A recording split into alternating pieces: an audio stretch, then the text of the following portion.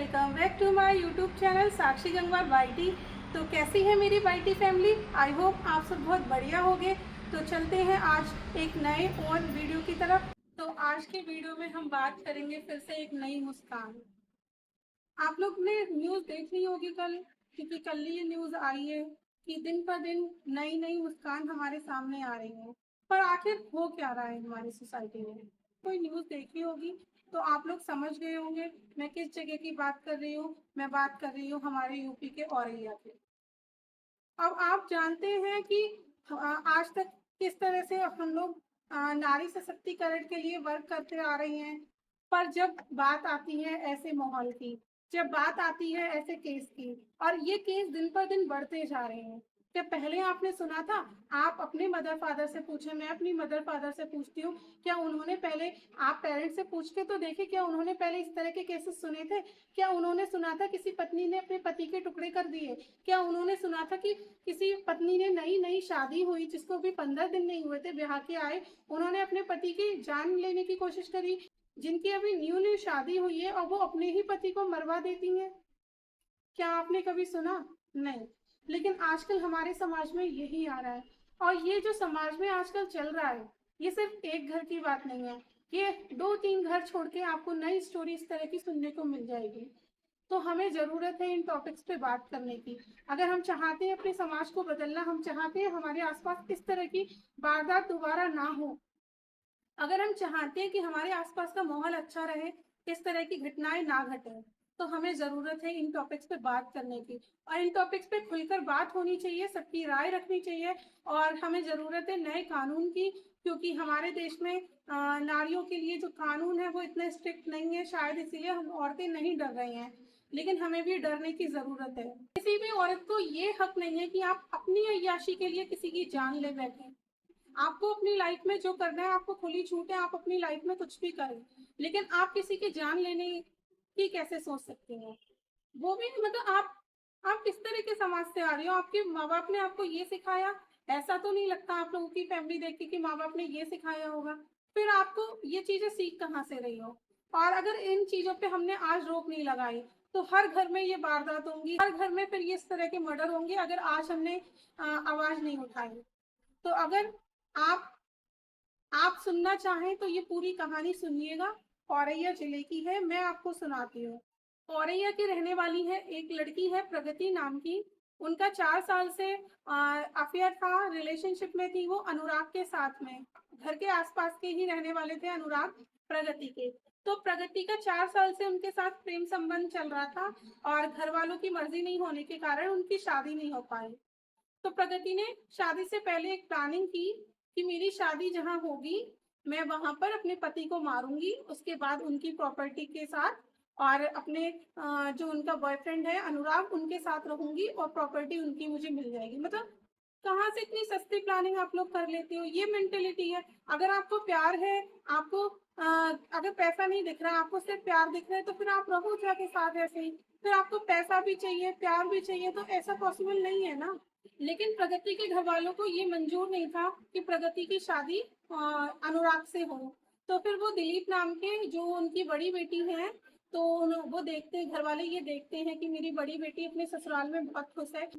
जो उनकी बेटी का ससुराल था वो बहुत बड़े कारोबार, मतलब उनका बहुत बड़ा कारोबार है, घर में 10-10 क्रेन है और भी मशीन्स वगैरह हैं, तो काफी बड़ा कारोबार था, करोड़ों की प्रॉपर्टी थी। तो उन्होंने सोचा जब मेरी बड़ी बेटी बहुत खुश है उस घर में, तो शायद छोटी बेटी भी वहीं खुश रहे। तो वो अपनी बड़ी बेटी के देवर से इनकी शादी तय कर देते हैं, क्योंकि किसी को भी नहीं पता था प्रगति के दिमाग में इस समय क्या चल रहा है। तो प्रगति भी शादी के लिए हाँ कर देती है, क्योंकि वो पहले ही प्लानिंग कर चुकी थी। शायद किसी ने उनका फोन देखा होता, शायद किसी ने उन पर नजर रखी होती, तो शायद ये वारदात ना होती।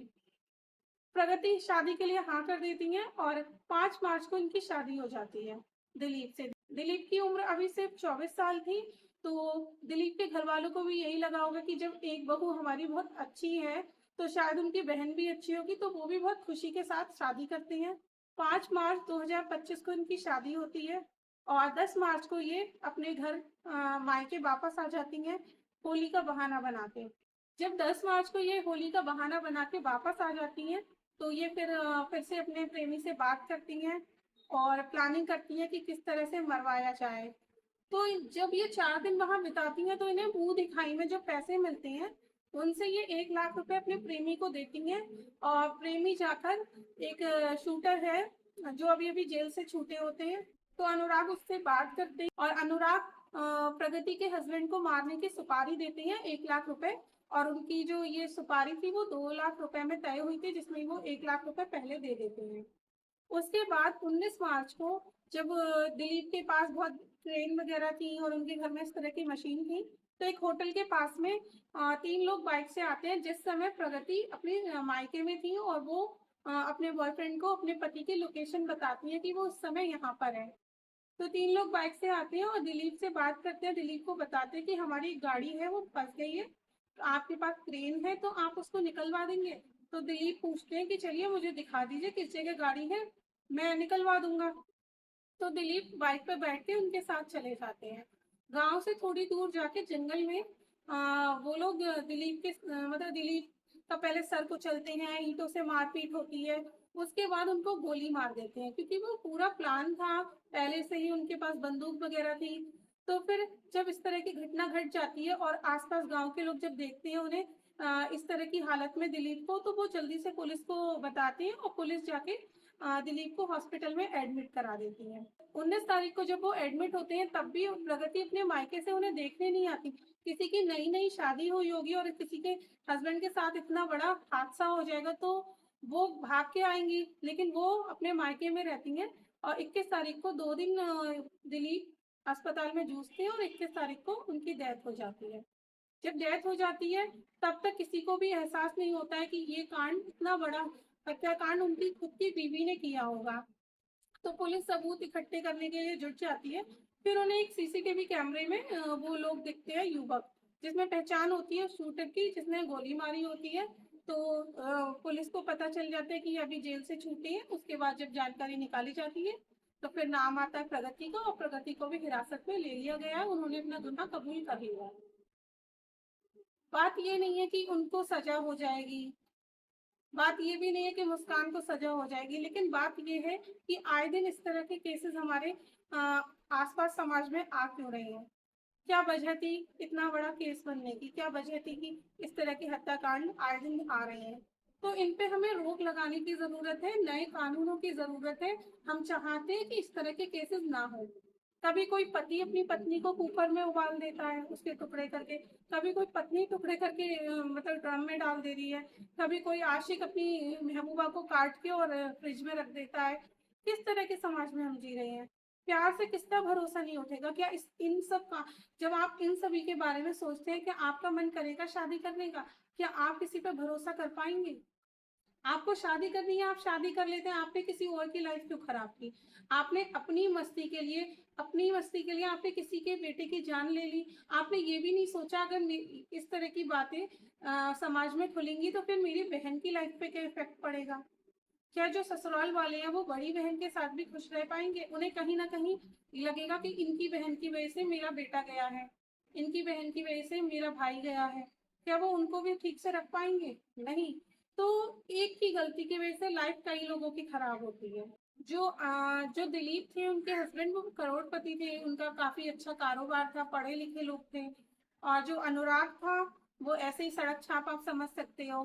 तो इन लोगों ने प्लानिंग की उन्हें मारने की और फिर इनकी इतनी हिम्मत नहीं थी खुद गोली मार सके, इसीलिए इन्होंने शूटर हायर किया था। और इस तरह के केसेस पे आपका क्या कहना है? आपका क्या विचार है? और वीडियो को आप शेयर कर दो ताकि ज़्यादा से ज़्यादा लोग इन चीज़ों को लेके सतर्क रहें। हमें अब हर रिश्ते में सतर्क रहने की ज़रूरत है क्योंकि कब आपके साथ क्या घट जाए आपको नहीं पता, किसी पर हम भरोसा नहीं कर सकते।